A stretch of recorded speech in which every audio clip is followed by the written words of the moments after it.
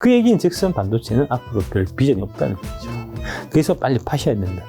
반도체를 빨리 파셔갖고 2차 전지로 바꾸시는 아주 좋은 기회라는 말씀을 드릴 거고요. 제 말을 SK 하이닉스의 경우에는 특히 제 말을 들으시는 게 좋을 겁니다. 예.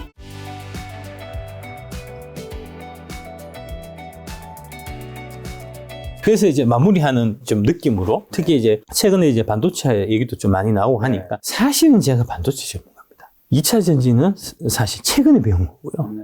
반도체가 훨씬 더 옛날에 배웠고 또 훨씬 더 오래했습니다, 사실은. 근데 지금 이제 보면은 반도체도 나만큼 모르고 2차 전지는 아예 공부도 안 했는 사람이 2차 전지 팔고 반도체 사셔야 된다라고 얘기하는 거 보면은 참으로 가소롭고 안심하죠.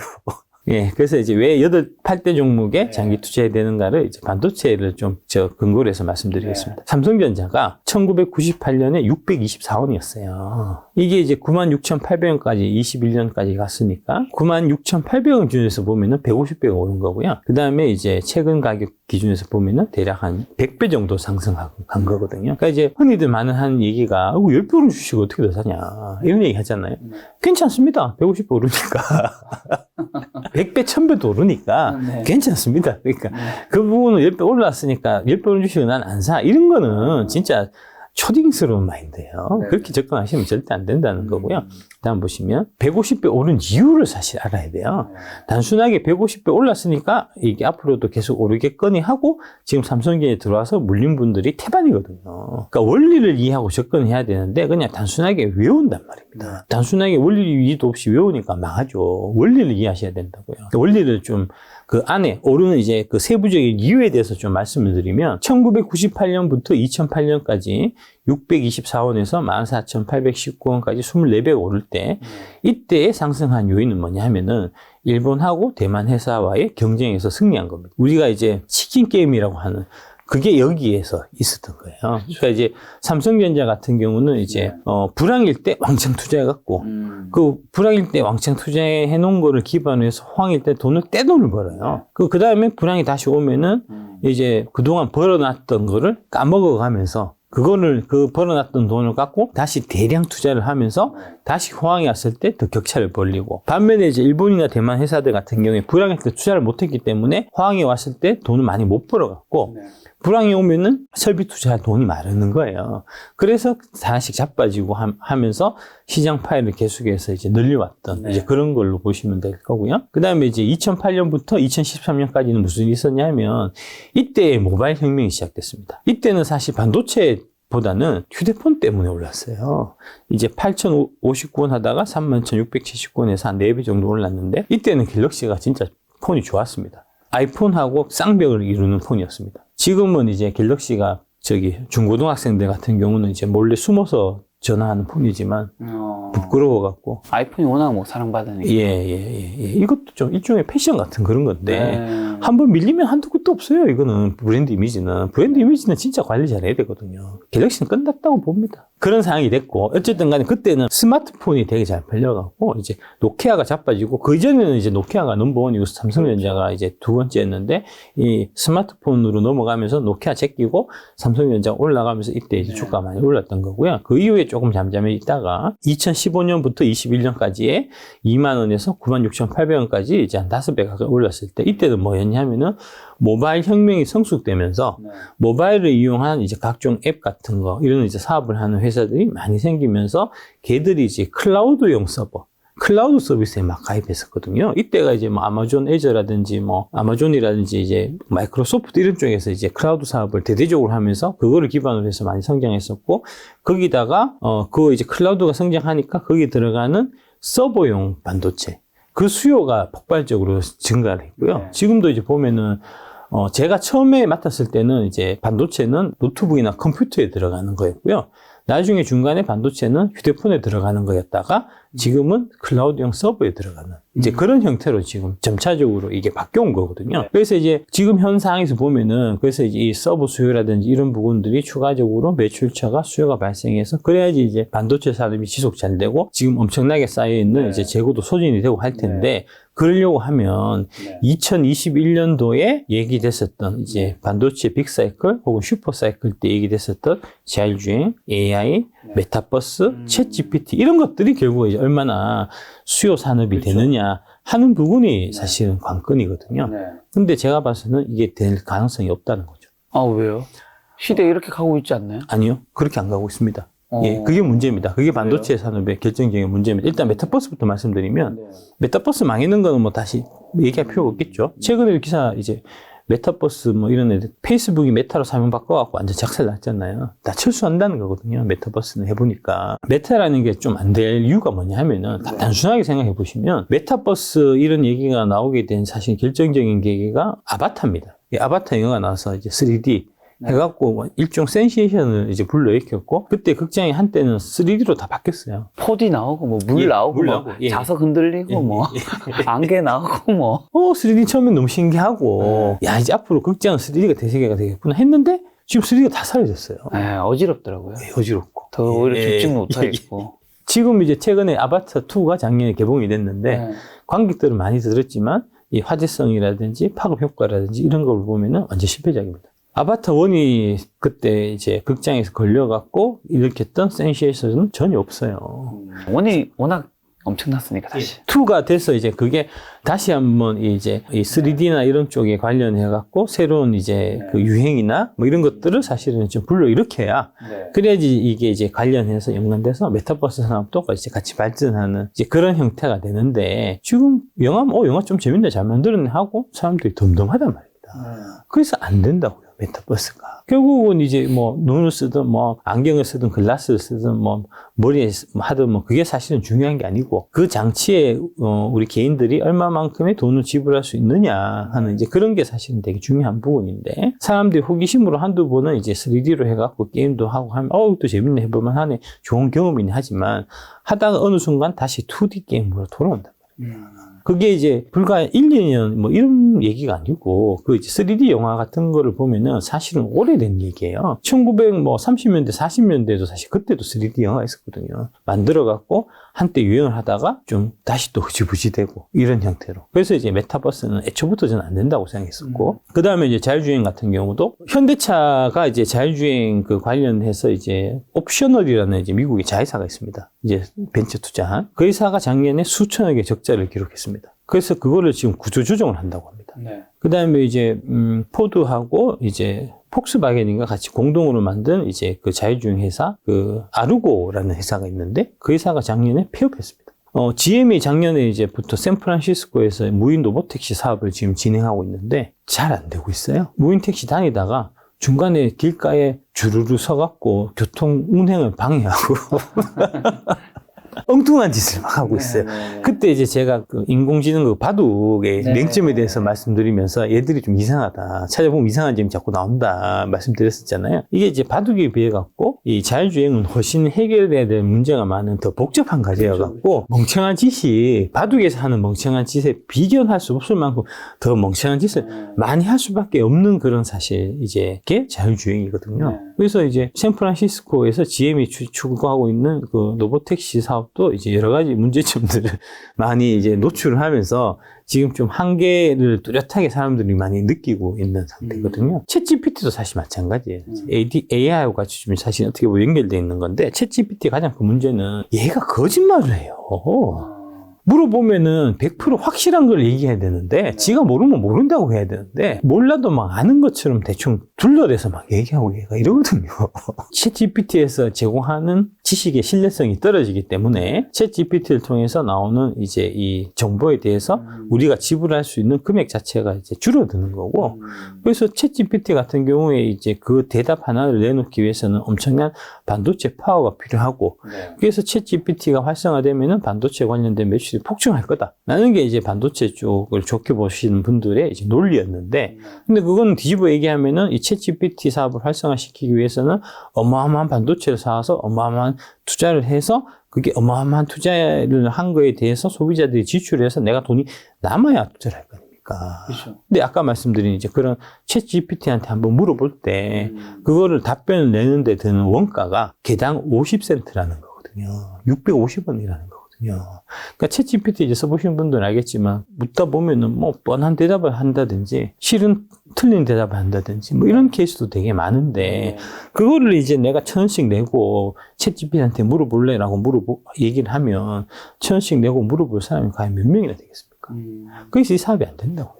실제로 안 될 거고 잘 안 되고 있고 그 얘기는 즉슨 반도체는 앞으로 별 비전이 없다는 얘기죠. 그래서 빨리 파셔야 된다는 거죠. 제가 누누이 말씀드리지만 이게 사실은 삼성전자나 하이닉스 같은 경우가 지금 이 가격보다 훨씬 더 밑에 있어야 되는 가격인데 여의도 기관분들이 자기들이 이제 어떻게든 막 온갖 그 수고를 마다하지 않으시고 이제 가격을 일정 부분 좀 받쳐 주셔갖고 여러분들이 비싼 가격에 팔고 나갈 수 있는 기회를 이제 제공하고 계신 거기 때문에 빨리 팔고 나가시는 게 빨리 팔아서 2차 전지로 2차 전지는 반대로 지금 사실 이 가격보다 훨씬 높아져 있어야 되는데 그거를 이제 뭐 각종 공매도 내에서 엄청나게 밑으로 때려갖고 가격을 잡아놓은 상태이기 때문에 반도체를 빨리 파셔갖고 2차 전지로 바꾸시는 아주 좋은 기회라는 말씀 드릴 거고요. 요거는 SK 하이닉스입니다. SK 하이닉스는 진짜 좀 유심히 더 보셔야 되는 게 이게 SK 하이닉스가 1999년에 77만 원이었어요. 이게 이제 중간에 이 리스크가 이제 재무 문제, 부도 상태에 거의 다다라갖고 감자를 당합니다. 감자를 당해서 2003년에 2,453원까지 마이너스 99.7%를 기록했었고요. 그래서 이제 2003년 2,453원 그리고 이제 쭉 올랐다가 이게 2008년에 다시 한번 위기를 맞거든요. 이때도 이제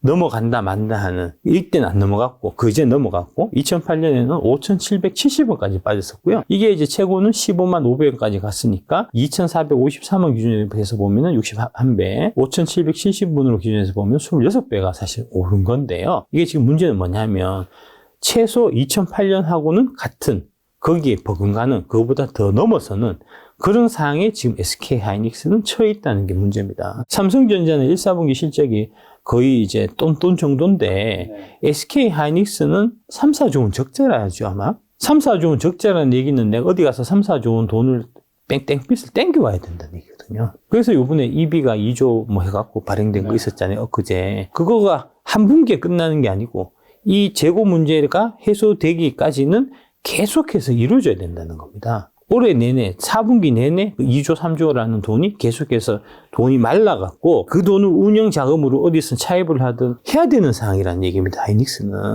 하이닉스는 지금 생존의 위기에 처해 있을 수도 있는 거예요. 그런데 지금 주가는 반토막도 안 났다는 겁니다. 어떻게 해야 되겠습니까? 빨리 파셔야죠. 팔 수 있는 기회를 줄 때 빨리 정리하셔야죠.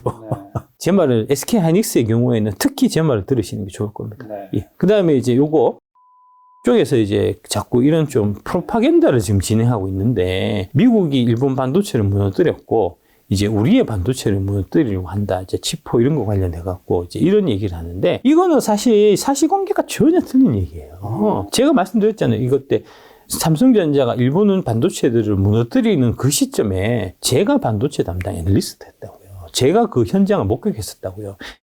대표라는 사람이 와서 이제 마치 미국의 그 플라자 합의 이런 것 때문에 반도체가 무너진 것처럼 이제 얘기를 하는데 이 사람은 나이도 어린 사람이 자기가 경험하지도 않은 걸 갖고 그런 식으로 거짓말하면 안 됩니다. 제가 알기에 이 사람이 지금 한 2000년대 한 중반 정도 2010년 이때부터 이제 전자신문 쪽 기자로부터 출발해서 지금 이제 유튜브로 활약하고 있는 걸로 제가 알고 있는데 그런 식으로 자기가 모르는 거를 막 이 전문가의 타이틀을 달고 자기가 잘 모르는 사실을 사실인 것처럼 얘기하고 다니면서 대중을 속이면 안 돼요. 그거는 심각한 범죄입니다. 이제 그 말씀을 드리고 싶고요. 그걸 이제 디테일하게 말씀드리면 이게 그겁니다. 1988년만 해도 1등은 애니시였어요. 2등이 도시바, 3등이 히타치. 다 일본 회사였고요.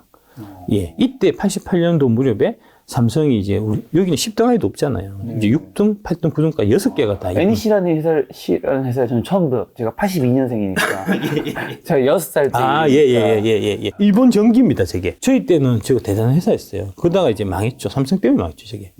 이때만 해도 상위 10개 안에 삼성전자는 없었고요. 이제 우리나라 증시에서도 삼성전자가 12등이었다니까요. 11등이 이제 그 LG전자고. 뭐 그랬었거든요. 근데 이제 2000년에 넘어와서 요 무렵이 이제 제가 애널리스트 할 무렵인데 이때만 해도 아직까지는 일본이 2, 3등이었습니다. 도시바가 2등, NEC가 3등. 4등이 삼성전자였거든요. 밑에 이제 8등 히타치가 있고. 근데 여기서부터 계속 삼성전자가 치킨 게임을 걸어요. 그래서 불황 한번 겪고 상승 턴 하면은 다 죽어버리고. 삼성전자 이제 뭐 20개 있다가 불황턴 한번 가면은 이게 보통 반도체는 4년 사이클이거든요. 이제 우리는 월드컵 사이클이라고 하는데 4년마다 이제 포황과 불황이 반복되면서 4년 지날 때마다 이제 원래 20개 있다가 4년 지나면 15개 되고 4년 지나면 10개 되고 4년 지나면 5개 되고 해서 최종적으로 3개가 남으면 이제 그런 거거든요. 그래서 결국 2020년 되면은 삼성전자만 살아남았고 갑자기 TSMC가 뛰어오른 거고 4등 SK하이닉스가 있는 거고 5등 마이크론까지 이렇게 지금 일본에서 다 사라졌네요. 예, 일본에서 다 사라졌습니다. 예, 이렇게 바뀐 거거든요. 근데 이게 지금 1986년에 프라자 합의하고 이게 무슨 상관이 있습니까? 마치 그때 프라자 합의에서 이제 미국이 일본 반도체 회사들을 없앤 것처럼 지금 이제 우리가 미국에 반도체 공장을 짓는데 그 공장 짓는 과정에서 이제 뭐 각종 자료를 미국에 제출하고 엑셀 파일을 준다고 해서 주니까 그 기술을 다 유출을 해갖고 삼성전자를 몰락시키고 대신에 이제 뭐 미국 반도체 업체들을 키울 거다. 이런 말도 안 되는 음모론을 막 이제 대형 프로나 이제 뭐 좀 공신력 있는 이제 유튜버 이런 사람들이 얘기한다는 거는 제가 봐서는 있을 수 없는 얘기예요. 그런 일들이 지금 사실 버젓이 일어나고 있습니다, 사실. 이게 이제 일본 전자 반도체 대붕괴 교훈이라고 해서 저 책이 아마 2000년대 중반 정도에 2007년, 8년 뭐 이 무렵에 나왔나? 하여튼 제가 직접 읽은 책입니다. 저 책을 쓰신 분이 이제 일본 전자 반도체 쪽에 되게 좀 오래 근무하신, 이제 여기 좀 총 키워보시면 이름 나올 거거든요. 유노카미 다카시인가? 하시는 분이 이제 지으신 책이고요. 이분이 일본 반도체 현장에서 직접 우리 일본 반도체가 어떻게 몰락했는가 하는 거를 이제 직접, 예, 유노카미 다케시죠. 예. 직접 이제 경험을 하시고 쓴 책이에요. 여기에 반도체 몰락의 진짜 이유가 나오는데, 첫 번째로 일본 반도체 몰락은 80년대에 있었던 일이 아니고 2000대 초반에 제가 이제 6살 때 있었던 일이고, 그 다음에 여기 얘기 나오는 게 모노츠쿠리하고 이쇼 캔메이가 결국 원인이었다. 모노츠쿠리 아시죠? 이게 무슨 말인가요? 모노츠쿠리는 이제 이 뭐랄까 한우물을 판다는 겁니다. 장인 정신 이런 겁니다. 예. 일본은 엄청 강하죠. 예. 그런 거고. 그 다음에 이제 이쇼켄메이는 하나를 만드는데 내 생명을 건다는 거거든요. 그게 일본이죠. 예. 그런 식으로 반도체를 만드는 데 있어서도 함부로 헛되이 만들지 않고 이 반도체를 만들면 이건 무조건 15년을 쓸 수 있는 고품질의 반도체를 만든 거예요. 일본 사람들은. 별로 안 좋아 보일 것 같은 느낌이, 싸한 느낌이 듭니다. 뭔가 일본 명검을 만들 때 그렇게 만들면 좋을 것 같은데. 그런 느낌. 반도체는 왠지 그러면 안 될 것 같아요. 그렇죠. 예. 그렇게 해서 이제 원래는 그게 처음에는 시장이 이제 서버용, 그러니까 IBM 이런 거, 인터내셔널 비즈니스 머신 이래갖고 이제 그 금융권에서 이제 쓴 그 큰 컴퓨터, 그거에서 사실 출발한 거라 갖고 거기는 이제 15년, 20년씩 반도체를 써야 돼요. 그 오래 써야 되니까 비싸고. 근데 이제 이게 80년대, 90년대 들어오면서 이제 개인용 PC 시장이 생기니까 PC는 보통 3년 지나면 바꾸거든요. 그렇죠. 예. 15년 갈 이유가 없어요. 15년 가는 걸 만들어갖고 비싼 가격에 팔려고 했고, 일본 애들은. 삼성전자는 3년만 딱 가는 걸 만들어갖고, 이제 싼 가격에 팔았거든요. 네네. 그래서 누가 이겼습니까? 그래서 삼성전자가 이겼는 거고. 이게 이제 세 번째가, 이게 이제 일본이 이 뭐 반도체뿐만 아니고 이제 여러 산업에서 동일하게 이제 망하고 있는 이제 좀 공통적인 원인인데, 얘들은 일단 최선을 다해서 최고의 품질의 제품을 만듭니다. 그렇죠. 일본 사람들은 또 그걸 인정해요. 그래서 똑같은 물건이라도 일본 사람이 만든 거는 일본 사람은 무조건 30%씩 가격을 더 주고 사요. 인정해줘요. 똑같은 자동차라도 이제 우리가 봐서는 뭐 현대차나 도요타나 비슷한데라고 생각하지만 일본 사람들은 다르게 생각해요. 도요타의 이 품질하고 현대차의 품질하고 전혀 다르다고 생각하기 때문에 현대차가 일본의 시장을 공략하려고 그렇게 이랬어도 한 해에 100대를 못 팔거든요. 그런 것들이 계속해서 되풀이 되다 보니까 일본의 메이커들은 기껏 만들어갖고 열심히 이제 최선을 다해서 만들어갖고 팔리는 데는 일본 사람들, 자국민들만 이제 사는 거고. 그래서 얘기 나오는 게 이제 일본은 갈라파고스 경제다. 해외 나가면은 이제 경쟁력이 전혀 없는. 이제 그런 형태가 이게 이제 반도체 시장에서도 이제 재현됐었던, 그게 이제 사실은 몰락했던 이유고요. 그래서 이제 이게 일본 같은 경우는 이제 일단은 잘 만드는 거에 초점을 맞춰가지고 가는 거고, 우리는 이제 팔릴 만한 딱 적정한 스펙에 적정한 가격 이런 거를 이제 해갖고 이제 넘어갔던 이제 그런 거고요. 딱 넘어가시면 이게 이 부분이 누구냐면 한국 반도체 산업협회 안기현 전무님입니다. 이분이 제일 잘할 거 아닙니까? 제일 전문가일 거잖아요. 언론에 과한 우려, 기술 유출은 걱정 안 해도 된다고. 우리 안 해도 되는 걸 우리 하는 거라고. 이게 이제 주식초등학교에 나와서 이 말씀 하셨어요. 그거 와갖고 공무원들이 와서 이 공장 이렇게 눈으로 본다고 해서 그 기술을 훔쳐갈 수 있을 만큼 그 기술이 그렇게 쉬운 기술이 아니다. 그 말도 안 되는 소리다라는 말씀을 하셨고, 실질적으로 이게 해외 공장을 지으면서 기술이 유출되는 사례는 중국이 되게 심합니다. 중국에 우리가 공장을 지을 때는 당연히 이 설계도면을 다 오픈을 해야 공장 승인 허가가 나요. 삼성전자가 지금 중국에 공장이 있지 않습니까? 하이닉스도 중국 공장 있잖아요. 그 공장 지을 때 우리가 설계도 다 오픈하고 지은 거예요, 사실은.